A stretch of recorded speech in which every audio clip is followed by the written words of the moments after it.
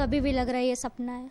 अभी भी मुझे बिलीव नहीं हो रहा है कि इतने अच्छे आदमी दुनिया को छोड़ के चले गए। पुलिस मुझे लेके गई, गाड़ी में सामने से गोली का निशान है। तो गाड़ी में जब आप सामने, क्यों पुलिस वाले ने गोली मार दी भाई? क्यों? एक सीधा साधा बंदा एक रेप्यूटेड कंपनी में जॉब कर रहा था, आपने गोली मारने का राइट किसने दिया आपको? उसने फिर तीसरी बार रिवर्स लिया। जब उसने तीसरी बार रिवर्स लिया, पूरी ज़ोर से उसने गाड़ी चढ़ाई, पूरी मतलब जान से मारने के बिल्कुल हिसाब से ही, क्योंकि मैं बिल्कुल नीचे गिरा हुआ था। पहिए जो पहिया था उसके गाड़ी का, उसके साइड में को आगे थी बाइक।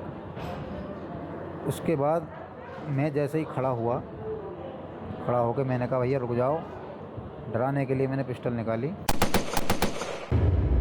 इसमें संदिग्ध लग रहा है। पुलिस वालों ने डायरेक्ट उसके सर पे गोली मारी है, उसके टुड्डी में लगी हुई है और गोली क्रॉस करके उसके पुलिस वालों के गोली से उसकी मृत्यु हुई है। पुलिस इसमें चाहे जो भी षड्यंत्र रची उसको तोड़ मोड़ करके जाए। TMS गोमती नगर विस्तार के पास इनकी गाड़ी खड़ी हुई थी, तभी सामने से 2 पुलिस वाले आए। इन्होंने बच निकलने की कोशिश की तो और पुलिस वालों ने रोकने की कोशिश की, तो अचानक से इनको ऐसा लगा जैसे कहीं पर गोली चली है।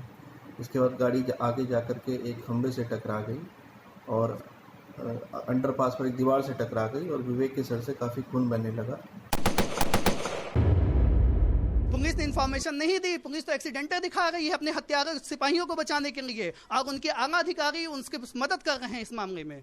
हमको मामले में वादी ही नहीं बनाया गया। जिसने गोली मारी है वो सामने खड़े रहते हैं, करीब 2 मीटर की दूरी, 2-2.5 मीटर की दूरी पे, और बिना कुछ कहे बिना कुछ करे सीधे रिवॉल्वर निकालते हैं और गोली मार देते हैं। प्रथम दृष्टया हमने जिला पुलिस ने इसको एक आपराधिक कृत्य मानते हुए हत्या का मुकदमा दर्ज किया है, और वो इसलिए माना गया है क्योंकि जो पुलिसकर्मी का वर्जन है कि हम सेल्फ डिफेंस में हमने गोली चलाई, वो बात एक्सेप्टेबल नहीं है।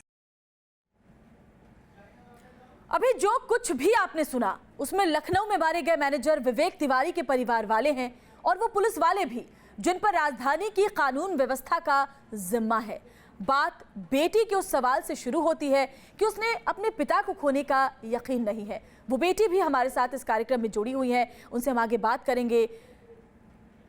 और ये बात खत्म होती है एडीजी साहब की उस बात पर जिसमें वो एक अपराध की ओर इशारा करते हैं। इन्हीं सवालों के बीच यूपी पुलिस झूल रही है। दरअसल लखनऊ में निजी कंपनी के एरिया मैनेजर की हत्या ने चौतरफा सवाल खड़े कर दिए हैं। हत्या का आरोप 2 पुलिस वालों पर है तो हंगामा बढ़ा हुआ है।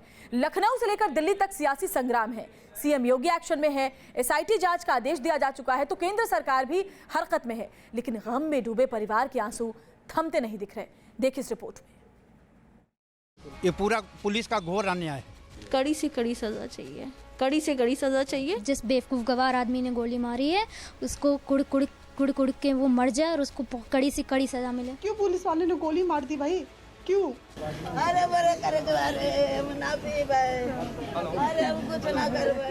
बिलख रही है माँ,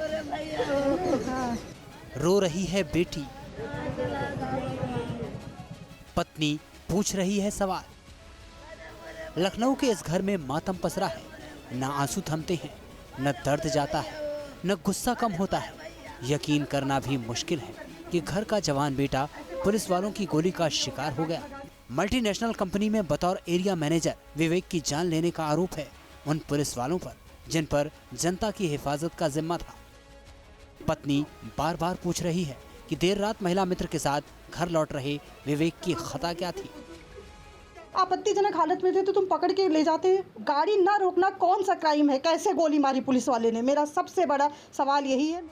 परिवार चीख चीख कर यही सवाल कर रहा है कि आखिर पुलिस वालों ने उन्हें गोली क्यों मारी? आखिर विवेक की गलती क्या थी? रात के करीब 1:30 बज रहे थे जब विवेक अपनी महिला मित्र के साथ घर लौट रहे थे। पीड़ित का दावा है कि गोमती नगर इलाके में अचानक 2 पुलिस वालों ने उनकी गाड़ी रोकने की कोशिश की, लेकिन रात के सन्नाटे में विवेक ने गाड़ी रोकना मुनासिब नहीं समझा तो पुलिस वालों ने गोली मार दी।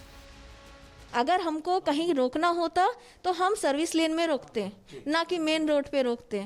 ये घटना मेन रोड पर हुई है, कोई सर्विस लेन पे नहीं हुई है या कहीं कोने में नहीं हुई है। गाड़ी चल रही थी, उन्होंने गाड़ी रोकी। बिल्कुल बिल्कुल। हंगामा बढ़ा तो आनन फानन में दोनों आरोपी पुलिस वालों संदीप और प्रशांत के खिलाफ हत्या का केस दर्ज कर उन्हें जेल भेज दिया गया।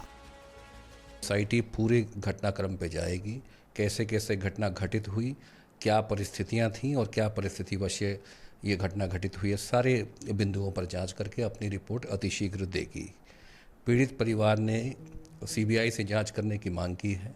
आप अवगत हैं कि माननीय मुख्यमंत्री जी ने भी अपने एक बाइट में ये बात को कहा है कि यदि आवश्यकता पड़ी तो CBI को भी केस दिया जाएगा।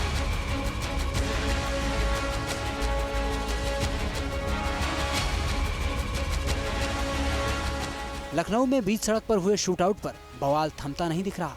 लखनऊ से दिल्ली तक मामला तूल पकड़ चुका है। गृह मंत्री राजनाथ सिंह ने भी मुख्यमंत्री योगी आदित्यनाथ और यूपी के DGP OP सिंह से बात की है। सारी 3 मांगें परिवार की मांग के अनुसार पूरी कर दी जा रही हैं। इसमें जो प्रथम मांग CBI जांच की है तो उसकी जैसी परिवार रिक्वेस्ट करेगा आगे संस्तुति की जाएगी।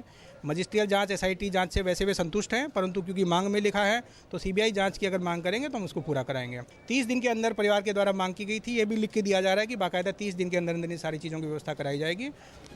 दाग खाकी पर लगा है और सवालों के घेरे में सरकार आ गई है। अनिल यादव के साथ विनीत दुबे, न्यूज़ नेशन, लखनऊ। और विवेक तिवारी की बेटी प्रियांशी हमारे साथ इस वक्त लखनऊ से जुड़ी हुई, उनके पास चलते हैं। प्रियांशी, इस सिचुएशन में जितना मुश्किल आपके लिए जवाब देना है उतना ही मुश्किल हमारे लिए आपसे सवाल करना भी है, लेकिन फिर भी जिस साहस के साथ आप बात कर रही हैं, लगातार अपने पिता के लिए इंसाफ की लड़ाई लड़ रही हैं, वो वाकई आपकी हिम्मत को दिखाता है। प्रियांशी, कल से लेकर आज तक जो कुछ भी घटनाक्रम रहा और जो आपकी मनोदशा रही, जो आपने महसूस किया, जैसे आपको पता चला, जो भी आप बताना चाहें हमें वो बताइए।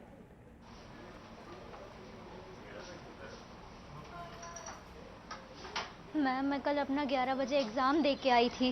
पापा ने पूछा कैसा हुआ था एग्ज़ाम, मैंने बताया बहुत अच्छा हुआ था। उन्होंने पूछा 90% आएंगे ना, तो मैंने कहा था हाँ। उसके बाद वो ऑफिस चले गए। उसके बाद शाम को करीब 6 या 7 बजे उनका फ़ोन आया कि मैच में क्या स्कोर है, कितने आउट हुए। कल बांग्लादेश और इंडिया का मैच था।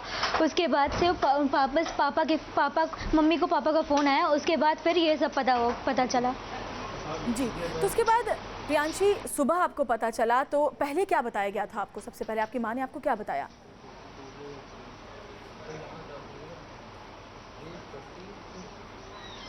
मैम, मेरे घर में पहले बहुत सारे लोग आ गए थे, तो उन्होंने बताया कि अभी ऑपरेशन चल रहा है, वो सब हो रहा है।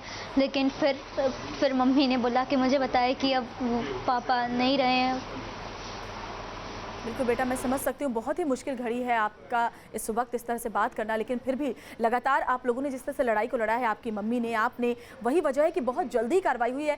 बेटा, सरकार ने अब कह दिया है जो भी मांगे आपके परिवार की तरफ से मांगी गई थी उसको सरकार ने मान लिया है। इसके अलावा 30 दिन के अंदर जो आरोपी हैं उन पर कार्रवाई की भी बात सरकार की तरफ से कही गई है। तो अब परिवार के अंदर क्या बातें चल रही हैं आगे के लिए? क्या कुछ और मांगे भी हैं आपके परिवार की?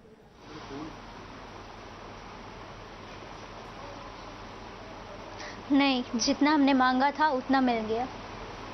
जी। प्रियांशी, यहाँ पर लखनऊ में आपके परिवार में कौन कौन से लोग आपके साथ रहते हैं? मैम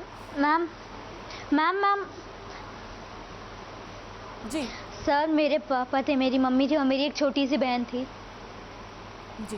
प्रियांशी, आप बने रहिए हमारे साथ, आगे भी हम आपसे बात करेंगे, लेकिन इस वक्त बड़ी खबर बता दें अपने दर्शकों को कि कल सुबह विवेक तिवारी का अंतिम संस्कार होगा। दरअसल परिवार ने पहले अंतिम संस्कार से इनकार किया था, जब तक CM योगी आकर मिल नहीं लेते।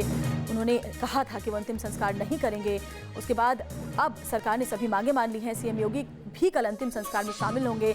सुबह 6 बजे अंतिम संस्कार किया जाएगा विवेक तिवारी का। सरकार की मदद से अब परिवार सहमत है। आपको बता दें, 30 दिनों में सभी मांगे पूरी होंगी, यह आश्वासन सरकार की तरफ से दिया गया है। इसके अलावा ये भी कहा गया है कि SIT की जांच से अगर परिवार संतुष्ट नहीं होता है तो CBI जांच की मांग अगर परिवार की तरफ से की जाती है उसके लिए भी सरकार तैयार है। और हमारे साथ प्रियांशी लगातार जुड़ी हुई, उनके पास एक बार फिर से चलते हैं। प्रियांशी, बहुत मुश्किल है, मुझे पता है, बार बार मैं आपको ये बात कह रही हूँ, लेकिन आपके पिता निजी ज़िंदगी में किस तरह के थे? जब वो घर पर रहते थे किस तरह का उनका व्यवहार हुआ करता था? आपके साथ किस तरह का उनका रिश्ता था?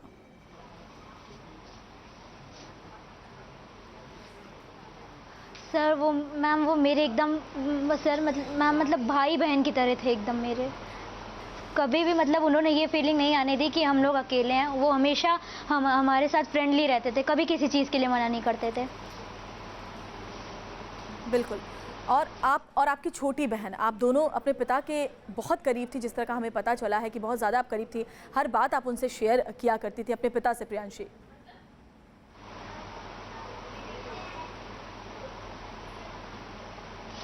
सर मैम छोटी बहन को अभी नहीं पता है। जी प्रियांशी, बिल्कुल आपके लिए बोलना बहुत मुश्किल है, मैं समझ पा रही हूँ। यही वजह है कि आप ज़्यादा बात नहीं कर पा रही हमसे, और ज़ाहिर तौर पर बहुत ही मुश्किल घड़ी आपके परिवार के लिए। और हम यही चाहेंगे कि जिस हिम्मत के साथ आप आगे आई हैं और इस कम उम्र में जो जज्बा आपने दिखाया है, आगे भी इसी हिम्मत के साथ आप अपनी ज़िंदगी में आगे बढ़े। प्रियांशी, बहुत बहुत शुक्रिया आपका न्यूज़ नेशन से बातचीत करने के लिए। लखनऊ में विवेक तिवारी की मौत के वक्त उनकी साथी भी थी, जिनके सामने ये पूरा वाकया हुआ, जिनका दावा है कि पुलिस हादसे या फिर गाड़ी भगाने। जी, इस बीच शिवांशी, प्रियांशी कुछ बोलना चाह रही है। प्रियांशी बोलिए। हाँ जी, हाँ मैम, मेरा ये क्वेश्चन है कि जो कांस्टेबल था उसके पास गन कैसे आई, और वो यूनिफॉर्म में भी नहीं था। जी प्रियांशी, कांस्टेबल के पास गन होते हैं बेटा, लेकिन और अगर गन उसके पास थी भी तो उसको चलाने का इलीगल था। बिल्कुल बिल्कुल, आपका सवाल बिल्कुल जायज़ है बेटा, हम बिल्कुल मानते हैं कि इसीलिए खुद एडीजी ने भी कहा है कि सेल्फ डिफेंस में जो दलील दी गई है उनकी तरफ से कि सेल्फ डिफेंस में उन्होंने गोली चलाई, वो बिल्कुल भी मानने योग्य नहीं है। और यही वजह है कि उनको गुनहगार मर्डर का जो इल्ज़ाम है, जो धारा है, वो उन पर लगाई जाएगी और कड़ी कार्रवाई होगी। प्रियांशी मैम,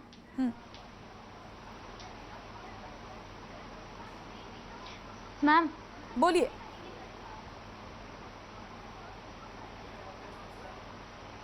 मैम, ये कोई सेल्फ डिफेंस नहीं था, बस पापा ने गाड़ी नहीं रोकी थी तो वो बगल से आया और उसने पापा की गोली चला दी। कोई सेल्फ डिफेंस नहीं था, कुछ नहीं किया था पापा ने। बिल्कुल सही कह रही हैं आप बेटा, बिल्कुल, और यही बात कही भी जा रही है। अब मेरे पापा कभी ऐसा नहीं कर सकते कि वो किसी के ऊपर गाड़ी चलाने लगे। बिल्कुल सही बात आप कह रही हैं, बिल्कुल सही बात है, और यही बात कही भी जा रही है आला अधिकारियों की तरफ से कि जो भी कहा जा रहा है उन कांस्टेबल की तरफ से वो सरासर गलत है। अभी जांच होगी और कार्रवाई भी उन पर सख्त से सख्त होगी। प्रियांशी,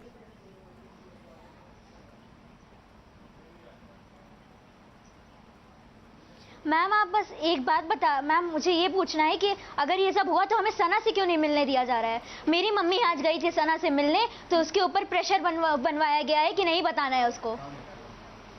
जी, प्रेशर की भी बात सामने आई थी प्रियांशी, इस तरह की बात भी आपने कही थी कि आप पर किसी तरह का दबाव भी सामने आया था, क्या ऐसा कुछ हुआ था?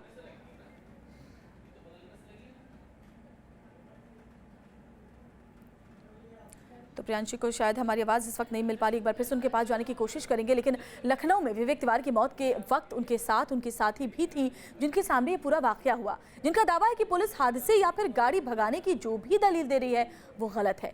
न्यूज़ नेशन ने उनसे बात की है, सुनिए।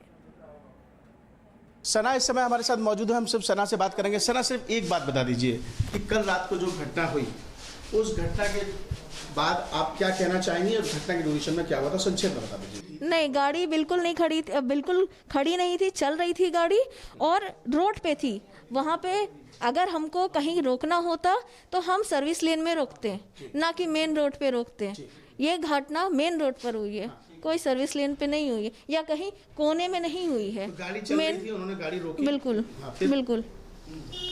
फिर उसके बाद उन्होंने गोली चला दी। गोली चला दी। कोई कहा सुनी हुई थी क्या आपस में? कोई कहा सुनी नहीं हुई थी, बस इतना सा था कि सर ने रोका नहीं गाड़ी, सिर्फ इतनी सी बात थी कि सर ने गाड़ी नहीं रोकी, बस इतनी बात थी और कोई बात नहीं थी। क्या चाहती हैं आप दोनों पुलिसकर्मियों के खिलाफ इस समय क्या कार्रवाई होनी चाहिए? कड़ी से कड़ी सज़ा चाहिए, कड़ी से कड़ी सज़ा चाहिए, क्योंकि सर के 2 मासूम बच्चे हैं। बहुत ज़्यादा मतलब मेरे पास शब्द नहीं है बोलने के लिए, जो दुख जो इस टाइम हो रही है, जो चीज़ें हो रही है, मेरे पास नहीं है, शब्द नहीं है। तो ये सना थी जो अपने बयानों में इस बात को कह रही थी कि दोनों पुलिसकर्मियों के खिलाफ कड़ी से कड़ी कार्रवाई होनी चाहिए। वीडियो जर्नलिस्ट फहीम के साथ लखनऊ से विनीत दुबे, न्यूज़ नेशन। और आधी रात को हुए इस गोली कांड जिससे पूरा देश अभी सोच रहा है कि आखिर क्या कानून व्यवस्था उत्तर प्रदेश की, उस पर क्या कुछ कहना है एडीजी आनंद कुमार का, ये आपको सुनवाते हैं। उनसे बात की हमारे संवाददाता ने। विवेक तिवारी हत्याकांड में अब तक पुलिस ने क्या क्या कार्रवाई की और पुलिस की जांच कहां तक पहुंची, इस बारे में है हम बात करेंगे। ADG law and order Anand Kumar ji हमारे साथ हैं। एक जो चश्मदीद गवाह है सना, क्या लगता है सर आपको कि उस महिला सहयोगी के साथ भी कोई मजिस्ट्रेटी उसकी जांच भी कराई जाएगी या कुछ उससे और बयान के? देखिए, मजिस्ट्रेटी जांच के आदेश जिलाधिकारी एसएसपी ने जिलाधिकारी से रिक्वेस्ट की है कि पूरे घटनाक्रम की एक मजिस्ट्रेटी जांच भी करा दी जाए, जो कि कानूनन तरीके से भी वैध है। वो अलग एक बिंदु है, लेकिन यहाँ पर जो महिला हैं जो इस केस की अहम गवाह है, उनके बयान, उनके आधार पर घटनाक्रम को रिकंस्ट्रक्ट करने में बहुत सहूलियत होगी। इसलिए उनके जो दिए गए बयान इस केस में बहुत ही ज़्यादा मायने रखेंगे और पुलिसकर्मियों का भी बयान इसमें फैक्टर किया जाएगा। लेकिन जैसा मैंने आपको कहा कि प्रथम दृष्टया ये एक आपराधिक कृत्य की या दुष्कृत्य की संज्ञा में आता है और कार्रवाई भी उसी हिसाब से हो रही है और हो गई है, और ये सुनिश्चित करेंगे कि आगे इस तरह का दुष्कृत्य या इस तरह की दुखद घटना नहीं हो। जी, तो एडीजी अनंत कुमार के साथ साथ अगर पुलिस के आला अधिकारियों की बात करें तो सभी इस घटना को लेकर चिंतित हैं और कहीं ना कहीं ये पुलिस को शर्मसार करती हुई ये घटना सामने आई है। अब देखने वाली बात ये होगी कि पुलिस का कहना है कि आगे इस तरीके की पुनरावृत्ति ना हो, इसके लिए ठोस कदम उठाए जाएंगे। वीडियो जर्नलिस्ट फहीम के साथ लखनऊ से विनीत दुबे, न्यूज नेशन। बस खास कार्यक्रम में फिलहाल इतना ही, लेकिन खबरें जारी हैं। आप देखते रहिए न्यूज नेशन, क्योंकि खबरों का सिलसिला यहाँ कभी नहीं थमता।